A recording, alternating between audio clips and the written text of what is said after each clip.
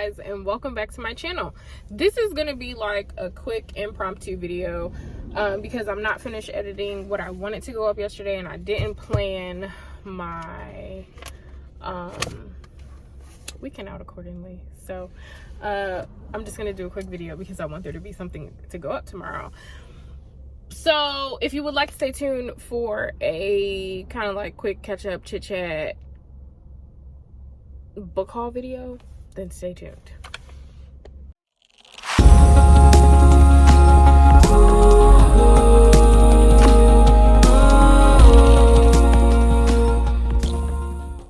Okay, so this past weekend was Rhinebeck, and I had a whole bunch of fun at Rhinebeck. It was super fun. Learned a lot, got to see a bunch of friends that I haven't seen in a long time. It was my best friend Indy, her first yarn event, and it was also my friend Jessica, her first yarn event. So it was super cool to get them, you know, around other yarnies, and they got to see all the yarn and all the aminos and all of that kind of stuff. So that was super fun. And today I got up and I was going to take Jess to the city because she's never been to New York City, and I was like, oh, we can ride around Times Square, and I wanted to go to the bookstore, Barnes and Noble specifically, because I was on the hunt for a book.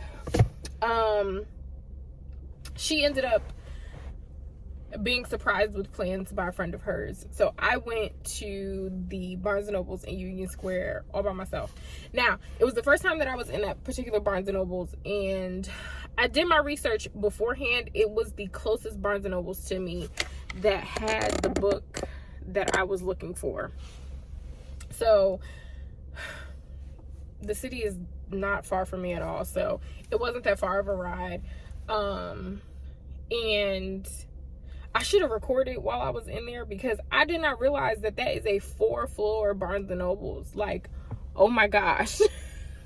It was like book heaven. So I had to minimize myself to only 3 books, right? So what I went looking for was An Orchestra of Minorities by Chigozie Obioma. This is a contemporary twist on Homer's Odyssey. So it's about a man who falls in love. Yeah, he falls in love with this woman. Her family doesn't agree with their love because of he's poor, you know, typical story. He tries to go to school, figures out that he's been duped, and all this other stuff. I learned about this book because of Alyssa from the TBR Lowdown podcast. I did an episode with them last week. As soon as I know when it is airing, I will let you guys know so that you guys can listen to it. And it was so much fun. I don't have many book friends, so it was really fun to kind of just chat and me recommend books to them and they recommend books to me, and it was a really cool experience. So that was fun. So I ended up getting this from the library, but then I was like, you know what, I'm probably gonna take the stuff that I got from the library back to the library, because I just have a lot of stuff to read, and that pile was stressing me out when I really just want to read this. And I'll probably record a video of what I got from the library. I hate when people minding my business. It's a lady walking by my car and she see me talking to my camera and she's staring into my vehicle, minding my black business, when she should just walk on by. Anyway, that stack of books that I got from the library was out of pure eagerness and nostalgia. So I will take those back, but this is really what I wanted. So like I said, the closest bookstore was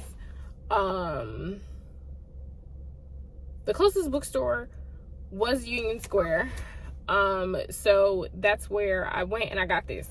Now, he also has another book called The Fisherman. Don't know what it's about. I just picked it up. So it says, The Fisherman tells the Cain and Abel a story of an unforgettable Nigerian childhood in the words of 9-year-old Benjamin, the youngest of 4 brothers. When their strict father travels to a distant city for work, the brothers take advantage of his absence to skip school and go fishing. At the forbidden nearby river, a madman persuades the oldest of the boys that he is fated to be killed by one of his siblings. What happens next is an almost mythic event whose impact, both tragic and redemptive, will transcend the lives and imaginations of the book's characters and its readers. Seen through the prisms of one family's destiny, this is an essential novel about Africa with all its contradictions, economic, political, religious, and its epic beauty. So I got this again. I got this, not again. I was gonna say I got this, and again, it is by Chigozie Obi-Oma, and it is called The Fisherman. So I got both of his books.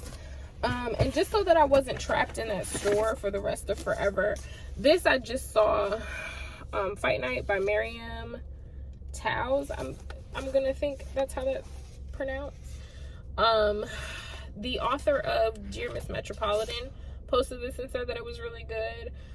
And it says, from the best-selling author of Women Talking in All My Puny Sorrows, a compassionate, darkly humorous, and deeply wise new novel about 3 generations of women.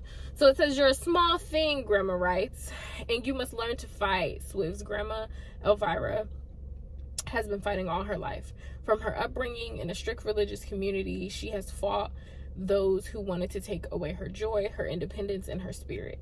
She has fought to make peace with her loved ones when they have chosen to leave her. And now, even as her health fails, Grandma is fighting for her family, for her daughter, partnerless and in the third term of a pregnancy, and for her granddaughter Swiv, a spirited 9-year-old who has been suspended from school. Cramped together in their Toronto home on the precipice of extraordinary change, Grandma and Swiv undertake a vital project, setting out to explain their lives in letters they will never send. Alternating between the exuberant, precocious voice of young Swiv and her irresistible, tenacious grandma, Fight Night is a love letter to mothers and grandmothers and to all the women who are still fighting painfully, ferociously, for a way to live on their own terms. Oh, this sounds so good. So I picked this up too, and then I booked it out of the store because I would have spent my life savings in there, and we are not going to do that. And the cashier that checked me out was super nice.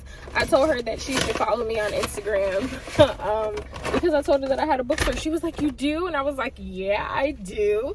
She was super nice. I had a fuzzy in my hair, and she was like, do you mind if I help you get the fuzzy out of your hair? She was just super sweet. She was like, I like your nails and your jacket and your hair and your glasses. It was so cute. So I have to go back there. And if you're watching this and you are a man that is trying to date me, take me to the 4th floor Barnes and Nobles in Union Square, and let me ball out, and you might have a chance. Excuse me. So that's my book haul. And then as I was driving over, I was thinking about my birthday's next week, and I just really emotional in a good way. I'm really living my dream. I'm doing all of the things that I said I would do, and I was just okay, I'm doing all of the things. What do I need to do next, right? What do I want the next year to look like for myself? And of course that means my business expanding and getting better and growing and all of that stuff. Hopefully a brick and mortar, but also I'm I need to be going from place to place telling my story. I need to be doing events where I'm empowering women. Next year needs to be the year that I do my TED Talk. All of these things need to happen for me, because this is what I'm supposed to be doing. This is it. This is what I'm supposed to be doing. So I'm just really happy. I'm also really sleepy. I don't know if y'all can tell. I'm talking at a million miles a minute here, but I'm gonna go in the house and get some rest. I just wanted to show y'all my books, and so that there's a video for tomorrow, right? I had to the post for the 100-day reading challenge today was give yourself some grace, right? And, you know, have alternatives, because sometimes things aren't going to go exactly the way that you want them to go, but that doesn't mean that a thing doesn't have to happen. So in reference to the 100-day reading challenge, I'm not finished with the Fires of Vengeance yet, and I thought that I was going to have time this weekend to like actually read, but I was tired, right? Like it was a 2-hour drive to and from, so I was driving 4 hours each day. Well, yesterday my best friend drove on the way back because I was tired. But you know, there has to be an alternative, right? And you have to give yourself grace, because you can't do everything and things are going to come up. And how do you handle when things come up, right? So in reference to reading, that was me listening to an audiobook. But like right now, instead of me just not having a video up tomorrow and then beating myself up and being like, girl, you said you was gonna be consistent and look at you not consistent because you didn't do a video. I'm recording a video real quick because it's not gonna take me anything to edit this together, throw my intro in. Like, it's gonna take a couple of seconds, but I have a good quality video to give to y'all. Does that make sense? So it's just like, sometimes you are gonna have to put things off, right? Sometimes you're gonna have to say, you know what, that's it for today. I'm gonna do the rest of this tomorrow. But don't make that a habit. Where there is a will, there is a way. Sometimes it just has to look a little bit different than what it actually is, or what you envisioned in your head. So with all of that, I love you. I'm going in the house to take a nap before I get up, and I plan to power through the rest of the Fires of Vengeance today. Like, I need to get through it. I need to finish it. And I think it's like 200 pages, maybe 200 pages and some change that I have to read. So that's the plan for the rest of the day. If no one has told you today, I love you. You are kind, you are smart, you are important. You better be reading. I see you. You better be reading. Even if it's an audiobook, you better be doing your reading, heifer. I see you. Bye, guys.